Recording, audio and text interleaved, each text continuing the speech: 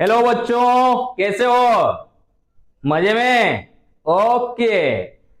उस दिन हम लोग जो पढ़ाए थे डीसी सर्किट, ज्यादा टाइम होने का कारण से हम लोग किरचॉफ्स लॉ और डीसी सर्किट का जो भी प्रॉब्लम है और डीसी सर्किट का कॉन्सेप्ट क्या है, सीरीज क्या है, पैरेलल क्या है और वोल्टेज करंट का उसमें कॉन्सेप्ट क्या है, हम लोग नहीं जान पाए थे। So sorry. और आप लोग बहुत प्यार देने दिए हो, इस वजह से आपको आप लोग के लिए बहुत बहुत थैंक यू, बहुत बहुत थैंक यू। एंड कोई नया ये चैनल देख रहे हो, सब्सक्राइब नहीं किए हो, सब्सक्राइब जरूर कर लीजिएगा, बेल आइकन जरूर बजा दीजिएगा, क्योंकि जो भी मैं पढ़ाऊंगा, क्योंकि आगे मेरा आपके लिए आ रहा है electrical machine, power electrical, electrical power system आ रहा है और रिले का भी आ रहा है, जो भी रिले का जानना चाहेगा। ओके दोस्तों, वेस्टर्न ब्रिज ये एक्चुअली हम लोग का इलेक्ट्रॉनिक्स में यूज होता है और इसका कैलकुलेशन भी इलेक्ट्रॉनिक्स में आता है। जब बेसिक इलेक्ट्रॉनिक्स आप पढ़ेंगे आएगा, फिर भी आपका जो कोर्स है वो कंप्लीट में कर लेता हूं, ठीक है ना।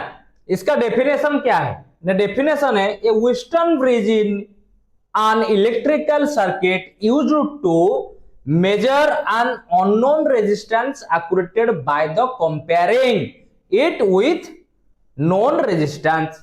कोई अननोन रेजिस्टेंस हम लोग इधर दिए हैं, तो उसको कैलकुलेशन करने के लिए जो फॉर्मूला यूज होता है उसको हम लोग बोलते हैं वेस्टर्न ब्रिज। क्या बोलते हैं? Western bridge. इधर देखो, एक सिंपली एक फॉर्मूला है, डायग्राम है। इसमें क्या हो रहा है ना, भी इधर आई फ्लो कर रहा है, इधर क्या हो रहा है, आई फ्लो कर रहा है। इधर आ गया, इधर ये नोड पॉइंट है। क्या है? Node point. इधर क्या है? नोड पॉइंट है।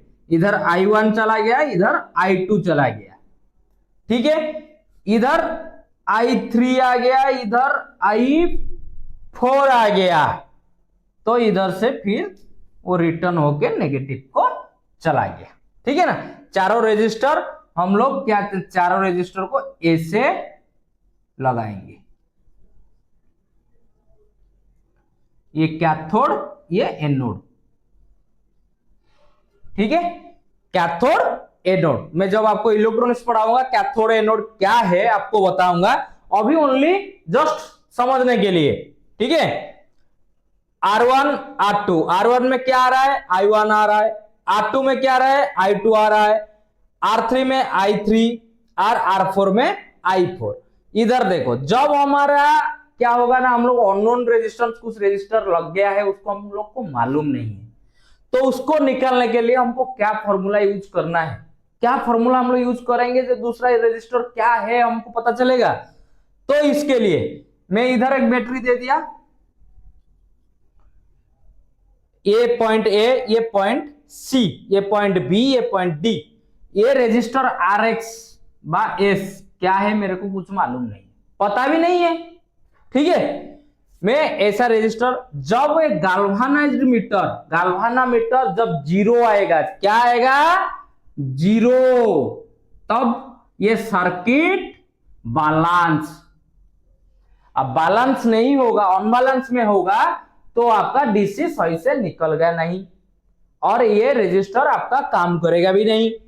क्या? When galvanometer is zero then the circuit is balance. दल में क्या किया ना, एस को ले लिया अननोन, अननोन, तो फॉर्मूला क्या है? P by Q is equal to resistance by S unknown, S is equal to Q into R by P. क्या है फॉर्मूला? फॉर्मूला आपका है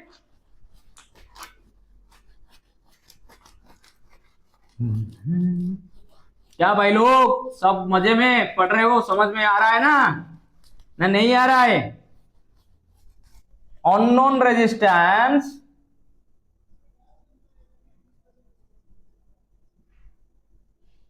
एस इज इक्वल टू क्या है? P into R by Q, P into R by क्या? अरे गलत तुमको बता दिया। कुछ पढ़ नहीं रहे हो। क्या है? Q into R by P, S is equal to Q into R by P. ये आंसर, ये फॉर्मूला। ठीक है? ओके बच्चों, ओके बच्चों। क्रिचॉफ्स लॉ, क्रिचॉफ्स एक इंग्लिश क्या वैज्ञानिक बा जो बोलते हैं साइंटिस्ट थे, वो दो लॉ हमको दिए थे, दो लॉ। एक है वोल्टेज लॉ, एक है करंट लॉ। वोल्टेज एक जगह में दो तीन वोल्टेज मिल जाएगा तो क्या होगा, और current incoming current summation of incoming current is equal to summation of outgoing current क्या होगा। अभी जानेंगे क्या करंट लॉ बोला है। करंट लॉ बोला है the algebraic sum of the current meeting at a junction in an electric circuit is zero। क्या है ना, summation of incoming current is equal to summation of outgoing current is equal to क्या है, zero. जहां पे current आके जुड़ जाता है, वो जो नोड होता है, वो जो नोड है, वो नोड को हम लोग जीरो बोलते हैं। कैसे बोलते हैं भाई, ये कैसे हो जाता है? हैं क्या पिंटू, कैसे हो जाता है? ये होता है, कैसे होता है आपको मैं बताता हूं, ठीक है ना। ओके, ये करंट आया I1, सॉरी I2, ये I3, इधर से निकला I1 I2 I3, इनकमिंग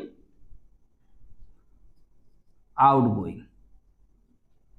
जब करंट I1 इधर आया, I2 आया, I3 आया, और जब यहां से निकल गया I1 I2 I3 निकल गया, ये जो पॉइंट है, ये जो नोड पॉइंट है, node point is equal to ZERO, zero.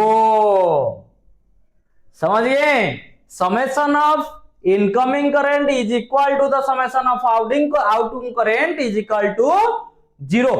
Okay, ये हम लोग का ट्रांसफार्मर में होता है। कैसे ना, ऐसे ये 3 वाइंडिंग रहता है, ये भी 3 वाइंडिंग रहता है, ये भी 3 वाइंडिंग रहता है। इधर मैं क्या करूंगा, शॉर्ट कर लूंगा, स्टार पॉइंट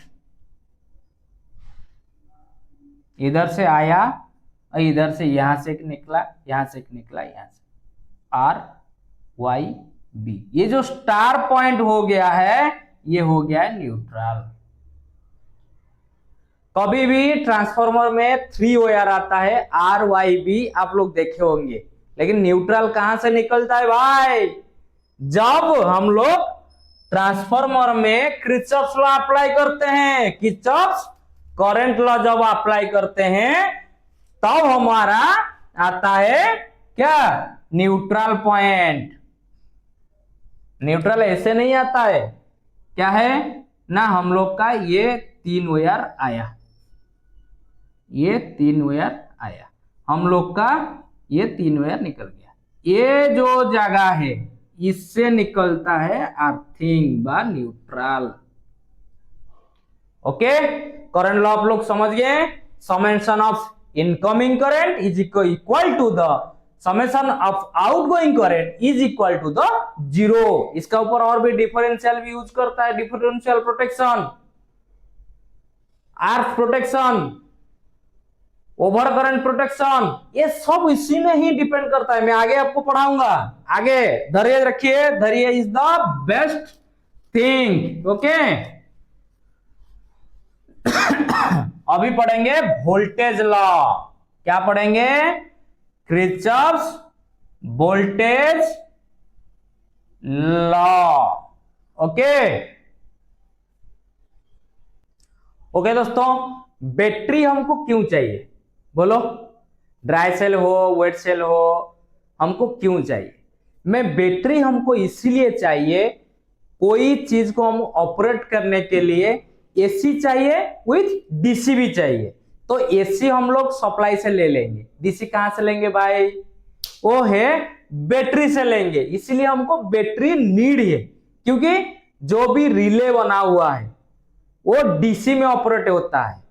इस वजह से हमको बैटरी नीड है, क्योंकि जहां पे सप्लाई नहीं है वहां पे हमको डीसी में चलाना है। जैसे ट्रेन कहां से सप्लाई भाई मिल रहा है? 25 केवी वोल्ट ऊपर जा रहा है, ओनली वन वायर। आप लोग देखे होंगे ओनली वन वायर जा रहा है। न्यूट्रल कहां से भाई ला रहा है? वो पटरी से ला रहा है। तो उसमें डीसी हम लोग यूज करते हैं, और इसीलिए हम लोग बैटरी का यूज करते हैं। दूसरा, सेल इन सीरीज। सीरीज हम क्यों करेंगे भाई? क्यों करेंगे? हम लोग को चाहिए 100 वोल्ट,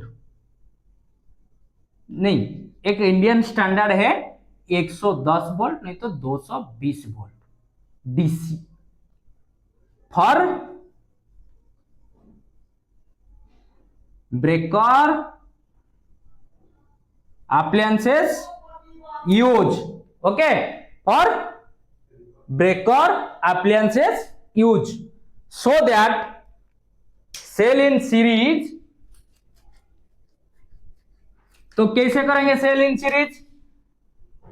ये बैटरी है, negative positive negative positive negative positive positive negative, ये 5 वोल्ट, ये 5 वोल्ट, ये 5 वोल्ट, ये 5 वोल्ट, ये 5 वोल्ट। तो हमारा टोटल वोल्टेज कितना है? कितना है?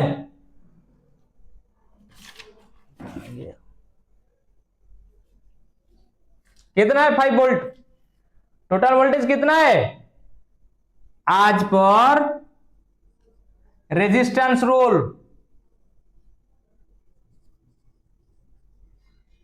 सीरीज में है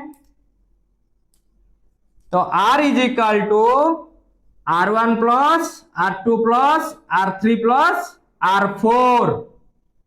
तो इसी हिसाब से हम देखेंगे तो total cell is equal to C1 plus C2 plus C3 plus C4 is up to N। Okay, तो कितना आया? अभी आंसर कितना आएगा? Total C is equal to 5 plus 5 plus 5 plus 5 plus 5 volt. 5 5 10 5 15, टोटल है 25 वोल्ट। ओके, तो आप लोग जान गए जे हम लोग जो भी सीरीज में लगा रहे हैं उसी का रेजिस्टेंस फॉर्मूला यूज करेंगे। R is equal to R1 plus R2 plus R3 plus R4 R5। Okay, तो आंसर हम लोग का निकल गया 25 वोल्ट। ऐसे ही इसीलिए हम लोग जब भी 110 वोल्ट चाहिए, क्योंकि हमारा इंडियन स्टैंडर्ड में 1.5 dry cell, 2 volt wet cell, तो 2 वोल्ट सेल हम लोग लगाना पड़ेगा। इस वजह से हमको सीरीज कनेक्शन करना पड़ रहा है। ओके ओके, ऑल बच्चों जो भी नए आए हो हमारा चैनल में वो सब्सक्राइब कर लीजिए और बेल आइकन को बजा दीजिए। ठीक है, कल पढ़ेंगे दूसरा चैप्टर। Okay, thank you.